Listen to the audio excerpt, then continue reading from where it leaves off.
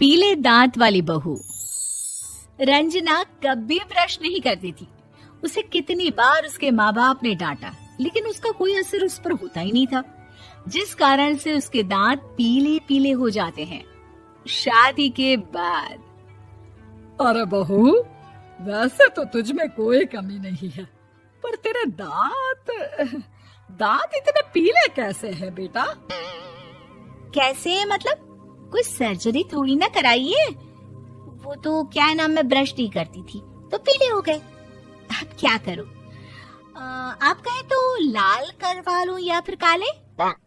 यार ये क्या है, क्यों माँ से लड़ रही हो? लड़ रही हूँ? अरे मैं लड़ रही हूँ या ये बोल रही है कि दांत पीले हैं, पीले। अरे तपस्या थोड़ी ना की है इन्हें पीले करने के लिए। बकायदा ब्रश नहीं किया है 20 साल तक, तब जाकर। छी, कैसी बात कर रही हो? ये उस वक्त तो पीले नहीं थे जब हम लोग तुम्हें देखने आए थे। अरे तब साफ करवा लिया होगा डेंटिस्ट के पास जाकर। अब देखो कैसे पीले पीले लग रहे हैं। रंजना सास की तरफ गुस्से से देखती है। फिर शुरू हो गई पीले पीले पीले। अरे पीले तो तब भी थे जब मेरे हाथ का रसगुल्ला उड़ा उड़ा कर खा रही थी और बोल रही थी, लड़की नहीं गुणों का खजाना दे रहे भाई साहब आप। खैर, अब वो लोग करते भी तो क्या करते, पीले दांत वाली बहू पल्ले पड़ी थी तो झेलना तो था ही। एक दिन कीर्तन में रंजना गाना गा रही थी। अरे कमला बहन, माँ का द्वार है, यहाँ तो सब शुद्ध होकर आते हैं, फिर अपनी बहू को ब्रश भी नहीं करवाती तुम। दूर से पीले पीले दांत भक्ति में बाधा उत्पन्न कर रहे हैं। अरे कोई 2 साल के बच्चे थोड़ी ना लेकर आई हूँ मैं बहू बनाकर। अच्छी खासी लड़की है, अरे कैसे करवाऊं ब्रश? ये तो उसे खुद करना चाहिए ना। अब माँ बाप तो इसके जैसे तैसे निपटा दिए, ये नहीं सोचा कि सास कैसे संभालेगी। सास बहू को लेकर घर आ जाती है, लेकिन सोच लेती है कि अब इसे लेकर कहीं नहीं जाएगी। अगले रोज बहू कहती है, अरे क्या हो गया, मंदिर नहीं जाना क्या? कीर्तन का वक्त हो रहा है। मेरी मधुर वाणी से कान्हा जी जागते हैं और सोते हैं। आप तो जानती है ना उनकी भक्ति में कितना मन लगता है मेरा। वो क्या है ना, तबीयत ठीक नहीं लग रही है मेरी, आराम करूंगी मैं। तबीयत ठीक नहीं लग रही? अभी तो मिथुन के गाने पर नाच रही थी आप, और अब बोल रही है कि तबीयत ठीक नहीं लग रही। अरे भक्ति में मन लगा लो सासू माँ, ऊपर जाना है, क्या मुंह दिखाओगी आप? हाँ? सास को बहू की बात पर गुस्सा आ जाता है। मैं क्या मुंह दिखाऊंगी, इसकी चिंता तो ना कर, समझी?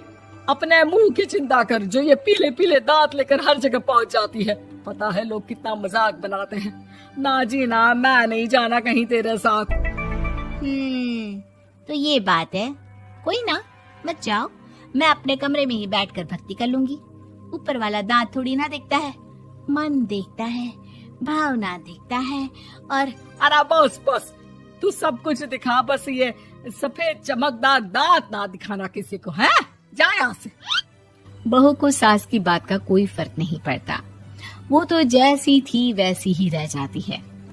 सुबह नहाकर किचन में खाना बनाना, फिर खाना खाना, कीर्तन भजन करना और सो जाना। एक दिन, माँ जी मैं सहेली के घर जा रही हूँ, शाम को लेट आऊंगी। हाँ हाँ तो जाना, मैंने कौन सा तेरी आरती करनी है घर पर बैठकर। रंजना सहेली के घर जाती है, जहाँ वो पार्टी में जाने की तैयारी कर रही होती है। अरे शिखा, कहाँ जाने की तैयारी कर रही है? मैं गलत वक्त पर आ गई क्या? अरे नहीं यार, उल्टा सही वक्त पर आई है। मैंने ये साड़ी और ज्वेलरी निकाली है यार, शाम को इनके ऑफिस की एक पार्टी में जाना है। बताना कैसा लग रहा है ये सब? नहीं यार, इस ड्रेस के साथ तो वो वाली ज्वेलरी अच्छी लगेगी। हाँ हाँ सही बोल रही है, मैंने ध्यान ही नहीं दिया। वैसे तो हमेशा से मस्त फैशन सेंस रखती है। तो बड़ा जाती होगी ना पति के साथ पार्टी में। रंजना कुछ नहीं बोलती, बस सोचती है कि यार काश ये बात सही हो जाती। पर मैं क्यों नहीं जाती पार्टी में? क्या इन लोगों की कोई पार्टी होती नहीं होगी? रंजना घर आती है और रात में पति से सवाल करती है, एक बात बताइए, आप मुझे किसी पार्टी में क्यों नहीं ले जाते? क्या आपके यहाँ ऑफिस में पार्टी नहीं होती? पति बेचारा क्या कहता कि दांत पीले हैं तुम्हारे इसलिए। अरे कोई पार्टी होती नहीं हम लोगों के ऑफिस में, तो कहाँ से लेकर जाऊं?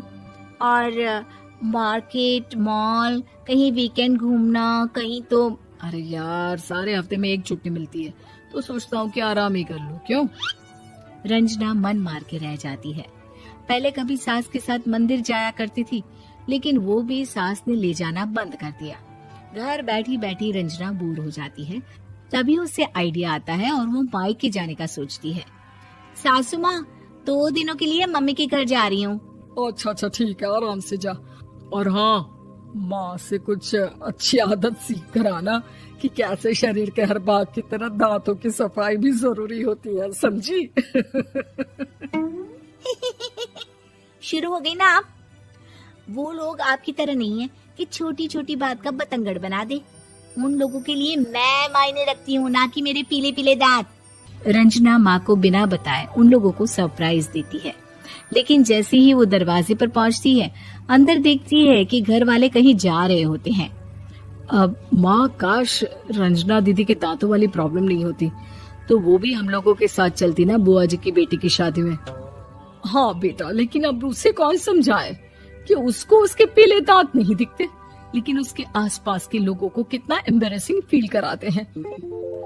मुझे तो कितनी बार उसके स्कूल की टीचर ने शिकायत की कि उसके साथ कोई लड़की बैठना भी नहीं चाहती, और ना ही कॉलेज में कोई उससे बात करना चाहता था।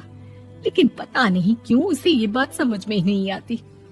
कोई कमी नहीं है उस लड़की में, बस यही कि दांत पीले हैं।